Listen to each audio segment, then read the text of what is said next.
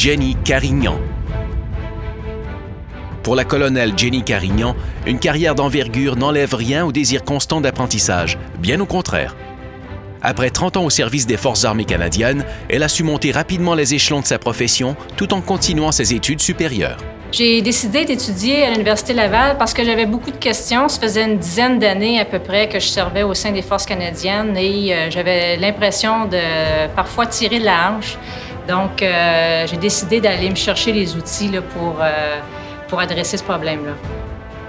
En plus d'œuvrer au Canada, elle a été en mission de paix avec les Nations unies ainsi qu'avec l'OTAN au commandement d'un régiment en Afghanistan.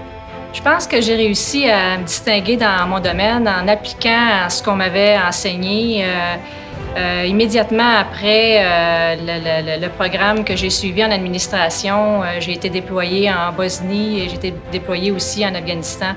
Donc, ça m'a permis d'appliquer ce que j'ai appris directement là, en théâtre opérationnel.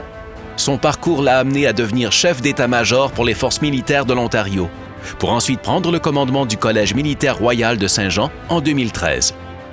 Le plus beau souvenir que j'ai de l'Université Laval, c'est la rencontre de gens extraordinaires qu'on y fait. Entre autres, moi, il y a eu des gens qui ont eu énormément d'influence sur ma façon de penser et je pense au docteur Ouellette qui a eu énormément d'impact là, sur mon éducation à l'Université Laval.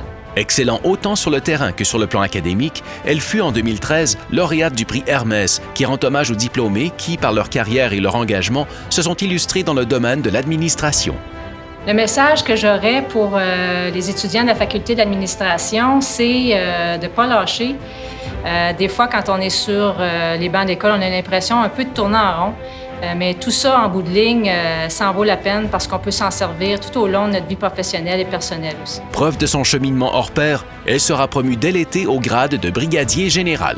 De recevoir la médaille Gloire de l'Escole, c'est un très grand honneur pour moi, surtout en tant que militaire. Je pense qu'il n'y a pas de plus grande récompense que d'être reconnu par ses concitoyens.